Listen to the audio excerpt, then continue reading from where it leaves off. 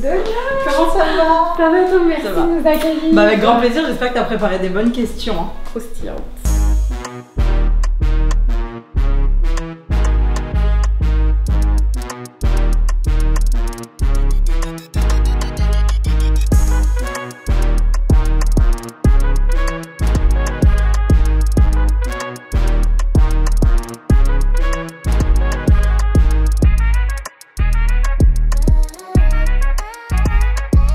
Coucou tout le monde et bienvenue dans un nouvel épisode d'Otakucom. Aujourd'hui nous avons l'immense privilège de recevoir Donia, alias la femme qui est derrière Ultime Event. Pour ceux qui ne connaissent pas Ultime Event, c'est ça. Est-ce qu'on peut faire un tonnerre d'applaudissements à Donia, s'il vous plaît? Thank you, Donia! Yeah! For everything that you've done! Alors Donia, raconte-nous tout. Comment t'es tombée dans le manga? Tout a commencé comme toutes les filles de mon âge, je pense, qui ont des grands frères. C'était Dragon Ball à l'époque.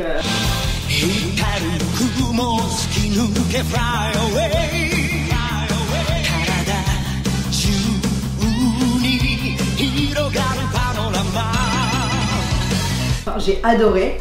C'est vrai que je comprenais pas le concept de manga, pour moi c'était une BD à l'époque.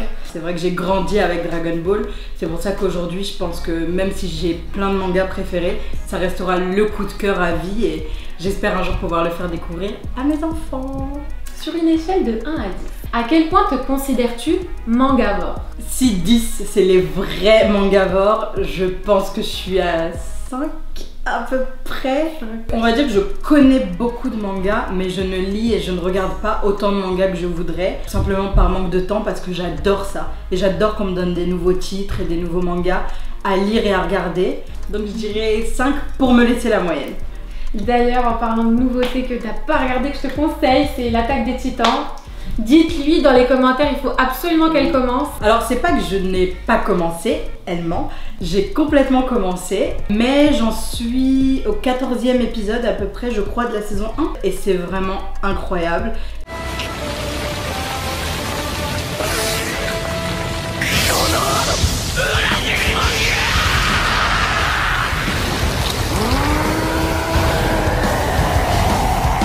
Et je sais, tous mes frères m'en parlent, tous mes amis m'en parlent.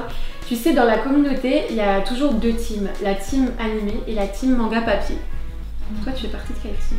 Manga papier. Je donne un exemple très simple que tout le monde connaît, One Piece. J'adore lire One Piece, je suis à jour sur les scans, mais je supporte pas de regarder. Je trouve que ça fait trop enfantin et je critique pas du tout les personnes qui regardent, au contraire. Mais moi j'aime les lire, alors qu'il y a d'autres mangas que j'ai préféré regarder, par exemple Fruits Basket qui est aussi un classique. Et je me vois même pas le lire Fruits Basket pour moi parce que je regardais à la télé quand j'étais plus jeune. Et j'adore re-regarder Fruits Basket. Donc je suis plus de la team lecture parce que j'adore lire aussi, ça aide. En fait je pense que ça dépend vraiment de l'œuvre et comment je l'ai découverte surtout. Parce que peut-être que si j'avais découvert One Piece à l'époque où ça passait à la télé, je préférerais regarder aujourd'hui, mais voilà. Du coup, ton top 3. Je vais rester sur mes coups de cœur personnels. One Piece en 1, mais One Piece j'ai l'impression qu'il mériterait même pas d'être dans un classement tellement il est au-dessus, mais je vais quand même le mettre. J'ai adoré Full Metal Alchemist. Je trouve que c'est une des meilleures œuvres qui a été faite. En 3e, j'hésite entre deux. J'hésite entre Fruits Basket, parce que c'est vraiment un truc que je regarde souvent, et Nana. Mais j'ai pas envie de mettre Nana parce qu'on n'a pas de fin. Donc c'est un peu de la triche. Même si on m'en a demandé 3, j'ai quand même envie de faire un shout-out à X de Clan. C'est un manga que pas beaucoup de personnes connaissent, mais c'est juste extraordinaire. Je vais regarder très ça sympa, en tout cas de très près parce que Donia elle a très bon goût, on a un peu les mêmes goûts donc à voir et n'hésitez pas à nous dire aussi dans les commentaires si vous connaissez ce manga. Ça m'intéresse beaucoup Donia parce que je sais que tu as des amis de plein de milieux différents et j'aimerais savoir ce que ton entourage pense de cet amour que tu as pour les mangas parce qu'on sait que des fois, en tout cas à l'époque, moi aujourd'hui, notre communauté est un petit peu mal vue. En fait, mal vu, je ne dirais pas, mais je dirais oui, ça paraît très enfantin. On a plein de mangas à la maison et ma mère, quand elle passe devant, elle dit oh c'est truc d'enfant, pourquoi c'est encore là après toutes ces années. On a beau lui expliquer, elle comprendra jamais, mon père pareil. Non, c'est pas mal vu, c'est au contraire, vraiment les gens, et j'ai l'impression que les gens s'y intéressent de plus en plus, comme les séries d'ailleurs. Ouais. Comme Depuis des séries. ça a débarqué sur Netflix. Ça devient la mode, Ouais, entre guillemets, ouais. j'aime pas ce mot. Ouais. Tu sens que tout le monde regarde des trucs complètement différents. Il y en a qui vont préférer des trucs un peu plus girly. J'ai pas les Shoujo. mots. Ok, shoujo. Genre Nana, Foot Basket, etc. Et il y en a qui vont adorer les trucs De base. genre l'attaque des titans. Moi, mon petit frère, il me tanne tous les jours. Regarde l'attaque des titans, Ouais. etc. Donc, Mais il y en a beaucoup qui disent que les mangas c'est pour les enfants. D'ailleurs, shame on you. Maintenant, il y a de plus en plus de filles qui regardent selon toi ou c'est resté quand même un truc un peu de garçon? Alors, je pense que il y a toujours plus de garçons que de filles qui en lisent. Mais je pense aussi que ça a changé cette image du ah c'est pour les garçons les mangas, alors que loin de là. Par exemple moi dans mon entourage il y a Stéphanie, une copine très proche. Elle peut te citer mais 1000 mangas je pense dans la seconde. Bah après peut-être que j'ai plus de garçons dans mon entourage, je sais pas. On va passer au dilemme. On va commencer par une question très très salée. Tu préfères que One Piece s'arrête d'un coup, mais que Oda raconte vite fait la fin, genre c'est bâclé, Ok. ou que ça continue, mais que ce n'est plus Oda qui raconte l'histoire? Que ça s'arrête d'un coup et qu'on ait la fin d'Oda. Même si elle est bâclée. Oui. Tu préfères vivre dans les murs de l'attaque des titans ou vivre dans l'orphelinat de Promised Neverland? Pour rien au monde, je ne vivrai entre les murs de l'attaque des titans, n'est-ce pas? Parce que me faire bouffer par des titans, ça ne m'intéresse aucunement. Et je suis pas celle qui court le plus vite, donc croyez-moi, je me ferai bouffer. Donc l'orphelinat, ça me paraît bien. En plus, il y a plein d'enfants et j'adore les enfants. Là, on va mettre en opposition deux géants, Dragon Ball Z, Naruto. Tu préfères être un Saiyan ou un ninja? Ah, c'est dur, hein? Je crois que les femmes ne peuvent pas être Saiyan. Je pense que j'aurais adoré avoir Kakashi Sensei en maître d'entraînement. Donc même si j'ai toujours eu un crush Kakashi. sur Sangoku, je dirais ninja, à condition que ce soit Kakashi qui m'entraîne. On bloque la réponse. Tu préfères une extinction totale des animés, donc il n'en existe plus, tout est supprimé, ou plus aucune œuvre publiée en manga papier? Soit que les mangas papier qui existent, soit que les animés. Je partirais sur que les mangas papier, parce que les mangas papier, c'est le mangaka qui les écrit, enfin qui les dessine et qui choisit son œuvre et qui fait son œuvre, alors que le manga animé, il a toujours son mot à dire, mais c'est plus sa création, c'est plus lui le maître de son œuvre, donc voilà. Nous allons passer au challenge. Alors Donia, tu vas devoir me faire deviner des personnages manga avec un seul mot. Bon allez, je vais rester simple. Nuage? Sangoku? Non. Pas Sangoku? Non. Sangohan? Non plus. C'est pas Sangohan. C'est pas Sangoku. Non. Il est où le petit? Merde, je sais pas c'est qui. Bon, le deuxième, Le et on reviendra à celui-là. On va faire un facile. Carapace? Tortue géniale. C'est juste un objet? Ouais. Un mot, pas forcément un objet. Ok. Jambe. Là. Jambe de fer, jambe d'acier, jambe... Ah, Sanji? Ok.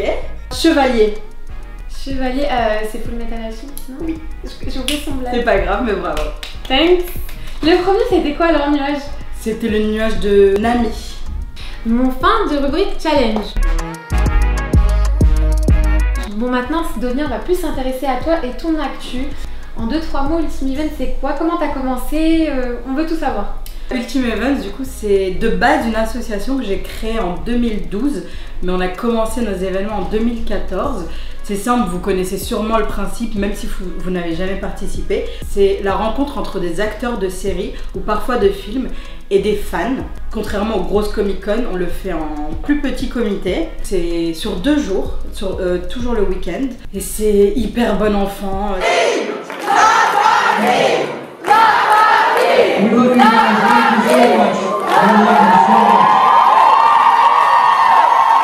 C'est vrai que c'est une grosse organisation, mais une fois qu'on y est, C'est juste magique. On a les fans qui ressortent de là plein d'étoiles dans les yeux. Par rapport à la série The 100, Ultimate Event, c'est la plus grosse convention mondiale. Donc si vous regardez la série, n'hésitez pas à checker la page. Pas que cette série d'ailleurs. En plus, tu fais un événement bientôt là, en novembre. Alors effectivement, pour rebondir par rapport à The 100, on fait la plus grosse mondiale et je n'en suis pas peu fière. Je crois même qu'on était les premiers à annoncer une convention The 100, tout court. Un autre organisme a organisé une convention The 100 avant nous, mais on était les premiers à l'annoncer. Et effectivement, c'est la plus grosse, ça fait vraiment plaisir. Et en novembre, on a un événement, c'est pas sur une série en particulier.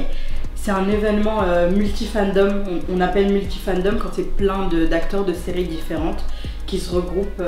Et avec tout ce qui s'est passé, le Covid, etc., on essaye de rendre ça un peu plus petit que ce qu'on fait d'habitude, donc 250, 300 personnes grand max. Et qui dit plus petit comité, dit plus de proximité avec les acteurs qui viennent. Oui, en fait c'est cool, on a un petit peu... On n'a pas peur vraiment, mais avec tout ce qui se passe, c'est vrai qu'il y a toujours cette anxiété de se dire, bah déjà imaginons qu'ils nous referment les frontières à la rentrée, ce serait vraiment dramatique pour nous parce que ça veut dire reporter tous les événements à l'année prochaine et on reste une entreprise du coup.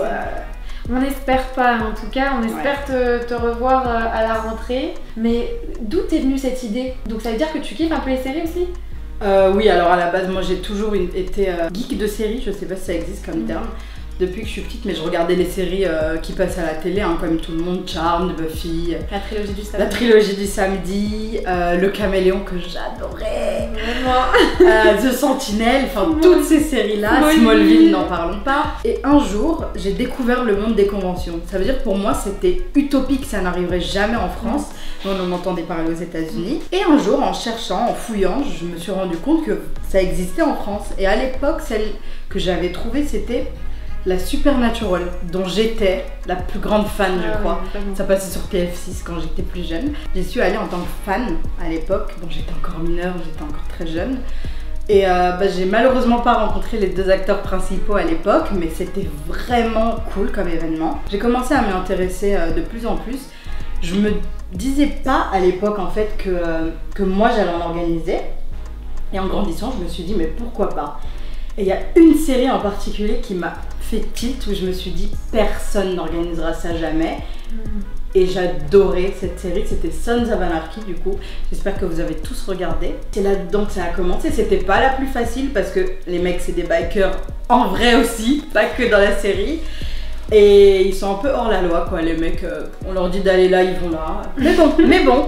Et ensuite, c'est vrai qu'on est revenu vers des séries un peu plus traditionnelles. Et encore parce que The 100, personne ne le faisait à l'époque. J'ai fait Teen Wolf aussi, mais Teen Wolf c'était pas nouveau, ça existait déjà. J'ai repris la suite des conventions Teen Wolf en France. Et on essaye à chaque fois d'apporter des nouveautés, mais... En tout cas, Donia, ça forge le respect. Businesswoman, femme d'influence, tout ce que vous voulez. Franchement, c'est l'exemple typique du shonen aussi. La personne qui part de rien et qui arrive à ce résultat. Merci Donia pour cette interview, c'était super intéressant. Et n'hésitez pas à suivre Ultimate Event sur Instagram si vous souhaitez rencontrer vos stars préférées, c'est là-bas que ça se passe. Et merci également à celles aussi de nous avoir prêté leurs locaux pour cette interview, c'est le premier média série en France. Et n'oubliez surtout pas de nous follow sur Instagram où vous aurez toute l'actu de nos prochaines interviews. Bye les Nakama!